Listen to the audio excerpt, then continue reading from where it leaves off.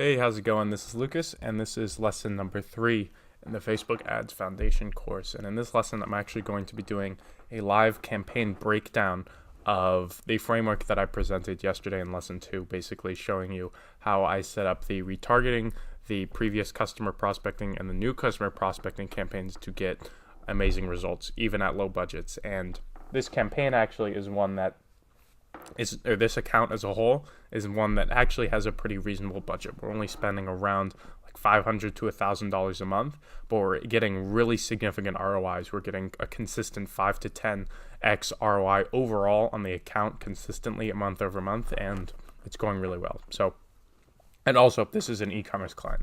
Thought I should mention that. But as you can see here, I am on the lifetime view of the account. We've been running this for 4 months now. I think we've been working on this, and as you can see here, we've spent around $2,600 and have an overall ROAS, return on ad spend, of a 6.77. So we can do the math on that.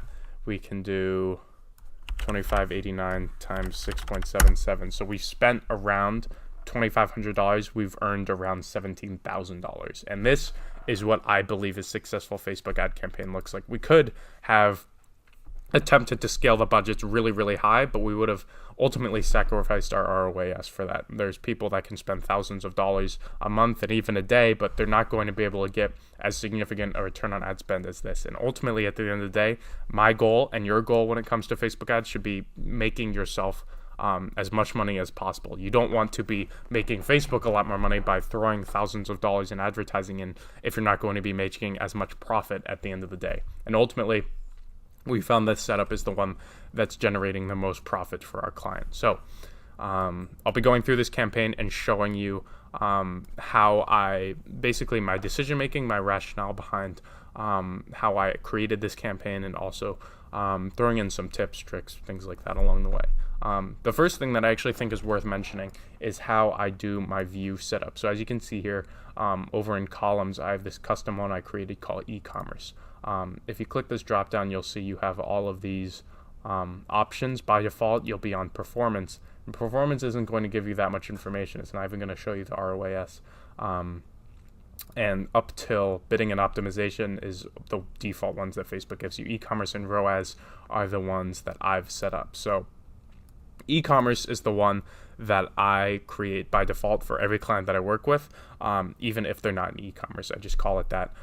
This column setup, you could call it, works for lead gen, it works for SaaS businesses, it works for service providers. It's ultimately just a better way of tracking the results that come in. So the way you make a custom column setup, if you click here, you'll notice down here there's a thing called customized columns, and you can basically just search for whatever input you want to add on to here and just hit the checkbox next to it, and then you hit apply. So you do that, and the ones that I've added in are as follows. They're frequency, unique link clicks, website purchases, landing page views, normal link clicks, cost per landing page view, website purchase ROAS, CPM, and CPC. So the reasoning behind a lot of these, I'll start with the most obvious one, website purchase ROAS. ROAS, as you might know, is essentially your ROI. It's how much the factor of which you're earning money back. So a 5.32 ROAS means if we put $100 into this ad, we're getting 532 back. And if we have a 2.73, if we put $100 in, we're getting 273 back. So this is a really important metric if you're in any sort of business or any sort of niche or running any sort of campaign that is dependent on earning purchases, essentially. We want to be able to know whether the campaigns we're running are ultimately making us money, and website purchase ROAS is going to be the best metric for that. This cluster, the unique link clicks up to cost per landing page view, these are it just gives you an idea of the sort of traffic that's being driven. It can also help you understand your conversion rate. So if you have 2,700 unique link clicks and we have 133 website purchases, we can do some quick division. We can think, okay, 133 out of 2,700, that's around a 4 to 5% conversion rate, which is honestly pretty good considering that's on a cold prospecting campaign. We're converting cold traffic to our website at around 5%, which is honestly pretty good. And we wouldn't know that if we didn't have these these two columns set up to compare them. And then we obviously, on a retargeting campaign, it's obviously much higher. Like that's more than 50%, I think. 480 out of 719. Yeah, that means our retargeting traffic is converting at 67% almost. That's crazy. And again, we wouldn't know that unless we had these set up. The last thing I guess I will mention about this is the CPM and CPC. These are important to keep in mind because, like I've said before, Facebook ads are inherently variable. There's going to be days and weeks where performance is going to decline, and we're not going to have a good idea why. Like, we haven't changed anything. Everything theoretically should be running smoothly, but things are not going to. These two metrics give you some more insight into that. You can understand if, let's say, one day our ROAS goes way down and we want to figure out why. If we look at our CPM, if we saw that our CPM increased, that means that it was more expensive for this specific day or whatever time range that we're looking at. It was more expensive in that time range for us to advertise for this audience. This means that there could have been more competitors who started advertising on Facebook within that time range. They could have increased their manual bid to try and bid us out of the auction on Facebook. Basically, it means an increase in competition. That's generally what the CPM means. For the CPC, the cost per link click, if we see an increase in CPC, that generally means that our specific advertising is not working well. If you have a really high CPC, that means people aren't clicking on your ad, they're not engaging with it, and ultimately it's not working well on Facebook, which is not something you want to happen. Generally, if you see an increase in CPC, that means that you've been advertising to an audience for too long. You're starting to see the effects of ad fatigue. People are starting to see your ad multiple times. They're starting to get annoyed by it, and ultimately you're going to get declined performance for that. So that's kind of a high-level overview of the view setup that I go into with the rationale behind them. I'm now going to go into how I set up the campaigns. So the first one I think I'll start with is retargeting. As you can see here, this one is a major driver for purchases for us, and it's getting purchases at a ridiculously low cost, even compared to our post-purchase retargeting, aka targeting our previous customers, and then of course our cold prospecting. We're getting purchases at $1.79 compared to $4.44 or $12. So this one is, like I've said in the previous lesson, retargeting is going to be the bulk of your consistent ROI drivers and consistent cost per purchases or cost per leads or whatever sort of result you're going after. Retargeting is going to be the lowest hanging fruit, so to speak. So in this case, for an e-commerce store, it's pretty easy to set up retargeting since the events that we're targeting are very easy. The two I've set up here are abandoned cart and the view content. Abandoned cart means, as you might guess, people that added an item to their cart or items, they might have added multiple, but ended up not completing their purchase. So this has probably happened to you before, that if you go on a website like Amazon or eBay, you add something to your cart but then don't buy it, you might get an email later trying to convince you to buy it. You might get a Facebook ad. Basically, they're trying to get you over that hump, since if someone has already expressed the interest enough that they added an item to their cart, it's going to be so much easier to get that person to convert to purchase rather than getting someone who's never heard of your website, has never heard of your products, has never even added an item to their cart to buy. Essentially, this is very warm traffic compared to cold traffic. And this time indicator, I have L7 after it. That means I'm targeting everyone who abandoned their cart in the last 7 days. As you can see here, I set up longer time ranges back here, last 14 days and last 30 days. From our testing, these didn't do as well, and we were fine only running the abandoned cart for the last 7 days. I recommend doing this sort of segmentation where you go back further time ranges. You could go back even further than this depending on the product or service that you're promoting. You could go back to like last 60 days, last 180 days. After a certain point, of course, people are going to forget about you. They're going to forget that they ever abandoned their cart on your website, and you're going to kind of lose out on that warm traffic factor than it is if you're only targeting them in the last 7 days. And then, of course, view content, that's a Shopify event that gets shown whenever someone clicks on a specific product page. So if you go to Amazon.com, that's just their homepage. If you click on a product on Amazon, that could be considered a view content. And again, this is a higher level of intent than someone who's just on your website. Maybe they go to your homepage and they realize that they're not interested. They just click off. Someone clicking on a product is a very high level of intent interest. And you can actually see that the performance on these is very similar, and they're both under $1. Another interesting thing I'll note is all of these campaigns are being set up at a $3 budget. This dispels the myth that you need some sort of massive budget, you need some sort of massive advertising budget to get started driving results with Facebook ads. We've literally been running these at $3 a day consistently for over 4 months, and the results speak for themselves. Like, look at this ROAS. We're spending $3 a day and getting 17 ROAS. That means if we put $100 into this ad, we're going to get $1,700 back. Like, that's just ridiculous. Conversely, for the view content, we're getting a $1,200 and $1,200 back. It's almost idiotic for us not to be running these campaigns, just because, one, it's the lowest hanging fruit, and two, there's like no risk for us. We're literally spending $6 a day to get these sort of results. It's honestly pretty crazy. So yeah, I guess it is worth for me to show the actual ads themselves. Because this is an e-commerce store, it's pretty easy for us to, and then of course everything is blurred out here for the client's own privacy. I will, however, say that we keep the ads pretty simple. This is a simple carousel ad. It says fun, trendy, product name you can't find anywhere else, and then get 20% off your purchase with code WELCOME1. Click the button below to shop, and then we have like these little emojis, and we really don't do a lot of you really don't have to get that fancy or that confusing with your ad copy or even your creative.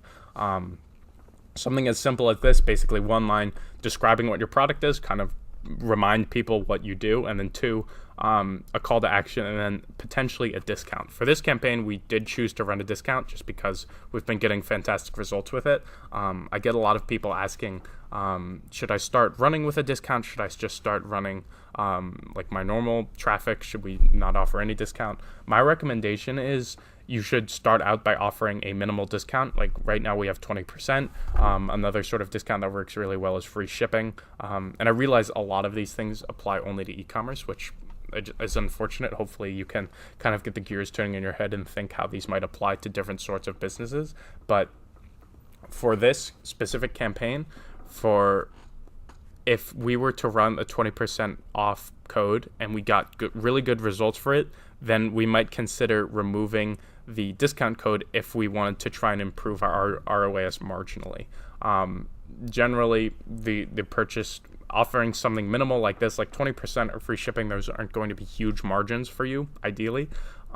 So my recommendation is start running them with a discount, see what sort of results you get, and evaluate from there. So that's pretty much the retargeting campaign. The next one I'll go into is the post-purchase retargeting, aka targeting our previous customers. This one I actually delayed in getting set up because that was for personal client reasons. They didn't want to be running campaigns to their customers because they were doing a lot of that over email. As you can see, we have the same rationale where we're going to be splitting it based on different time frames. We have last 30 days, last 90 days, and last 180 days. And as you'd expect, last 180 days has been disabled because it was not getting us the ROAS we wanted. Actually, it's still pretty good. We might consider turning that back on again, just because it seems like when we were first running it, we weren't getting the best results, but now it seems as that audience has matured over time, it's actually doing pretty well. And as you can see here, we have all of these marketing metrics, you could call them, set up, which kind of gives us an idea of how each ad zipper is performing. And as you might expect, the last 30 days is doing the best. We're getting landing page views for $1.87 versus last 90 days, which is costing us almost $6. It's still a lot more expensive, and it reflects in the ROAS. It's a 6 here, a 5 here, and a 4.5 here. But that's all pretty self-explanatory. Also, running at very shoestring budgets, as you could call it. This whole campaign is also running at $6 a day. There's no excuse for not running these campaigns. If you're any sort of business, you can be taking advantage of these two audiences with literally $10 a day and getting massive results from these. So any sort of doubts you had about running Facebook ads. Maybe you thought you didn't have enough money to run them. Hopefully that dispels that. And then the ads specifically in this campaign, they're pretty simple. I believe we were running a video that performed well for our cold audiences. And then in the copy, we actually called out our previous customers. So as you can see, we said, thank you for supporting their company name in 2018. We have brand new holiday product name for you in our 2018 holiday collection at their website. And then we have this little video. That's it. Again, all of our copy, all of our ads are pretty minimal. You don't need to spend hours writing copy, writing like long essays. Generally pretty short form copy, especially for e-commerce companies, works better. Now, obviously, if you are a service provider, if you're a SaaS business where your ads need to have a decent amount more text to kind of convey like what sort of product or service you're offering, then I would consider writing more. But honestly, across almost every industry, you can get by with a lot less. Ultimately, your goal isn't to have someone read like a long essay of copy you write in your Facebook ad. Ultimately, you want them to click on your website and join your newsletter, or purchase your product, or sign up for your webinar, or book a call. The ad copy's only purpose is to get them to become interested in you and click on your website and hit your landing page. And then ideally, the landing page will complete the rest of the job and move them to your desired action. Like I said, joining your email list, completing a purchase, whatever. So that's generally my thought process and my thoughts on how you should write copy. So that is the post-purchase retargeting campaign, targeting our previous customers. And then the last one is our new customer prospecting, which is doing pretty well, as you can see. It's kind of in the middle here in terms of how many purchases it's driving. And then obviously it's the coldest traffic. We can't expect that our cold traffic is going to outperform our very hot traffic. So like I said in lesson 2, these results are not going to be as good, and it reflects in our ROAS. We have like a 2.73. It's not a 14 or a 5, but that's still profitable for the large majority of businesses. So it's still worth running this campaign. And as you can see, it's still spending the most. So as you can see here, I've set up a lot of lookalike audiences, and one thing that we're going to be going into in the next lesson number 4, is on audience targeting. We've created lookalike audiences all in here on people that have purchased from them. However, for any sort of business, the normal line of thinking is generally, okay, let's take all of our previous customers and just throw them into Facebook. And the more data we give Facebook, that's going to be better. And that line of thinking actually used to be how I thought for a really long time, until I actually spoke with a Facebook engineer in the advertising division. And he told me that lookalike audiences perform best in the range of 1,000 to 4,000 people. And ever since I've started segmenting my list down into that range, I've been getting so much better results. As you can see here, this specific campaign is one that we actually segmented down. It's beating out all of these other ones that we'd previously tested. So if you have if you have a massive list of people, you want to segment it down to get into that range. And different ways you can do that, as you can see here, you can try targeting people that have high average order values, people that are ordering multiple products in their orders, since theoretically those people are going to get you a higher ROI versus people that only buy one, or people who only buy at a discount. For other industries, like a blog, for example, you could also segment it down by people that have high open rates on their emails, or they have high click-through rates on their emails. Theoretically, those people are more engaged. They're going to be better people than, theoretically, your entire email list, which is just kind of a running average. Trying to think of one more.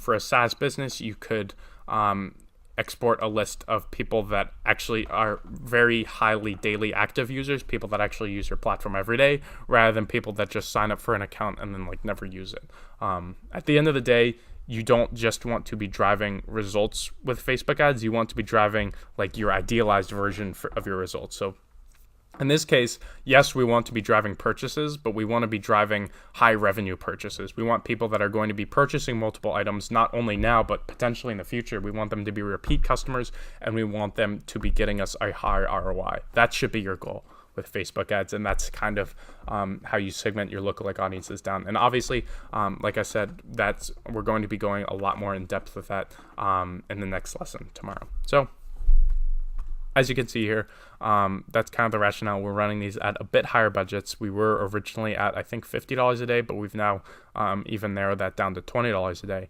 and still performing pretty well, as you can see. The ROAS, this one actually we've been testing recently. It hasn't been going great, but we've actually seen the performance start to pick up. It's only at a 1.24, not great. But this one, like I said, it's been performing very consistently. It's at a 2.83, going very well for us. So last thing I guess I'll cover is the actual ads in here. When it comes to cold traffic and new customer prospecting, you really want to test as many ads as possible. So as you can see in here, we have like at least 20 ads in here, all in different formats. We've tested carousel ads, we've tested single image ads, we've tested like Facebook's video slideshows. We actually had some custom videos made by like a professional studio team, and the main point of that is you really never know what your audience is going to respond to. We actually had some assumptions. We thought that some of these specific ads were going to do great, but it wasn't until we essentially created an ad set and threw all of them in did we realize which ones Facebook actually preferred and which ones were actually driving results for us. And because of Facebook's platform's nature, you can put as many ads into an ad set as you want. Ideally, like 5 to 10 is kind of the sweet spot. But Facebook is going to spread your budget out over them, and then over time, it's going to figure out on its own which ad is actually doing best, which one people are actually responding to, and it's going to redirect the budget into the ones that are doing well. So there's really no harm in testing a lot of different formats, which is something you should do. So my recommendation for the three that you should start with, regardless of what industry you're in, what sort of campaign you're running, and what your business model is, single images, slideshow videos, and carousels all can be set up with very minimal creative. I know I said like we had a studio team. Those three ad formats don't require any of that. You can get started with like basic imagery, honestly, and you're going to get the best results from testing those main three. So this has been a breakdown of this live account. As I said before, $2,600 spent for around $17,000 in profit. This has just been a great success for us, and I thought it'd be a really good example to use for this lesson. So I hope you found some value in this video. I hope you enjoyed it, and I will see you guys tomorrow for lesson number 4.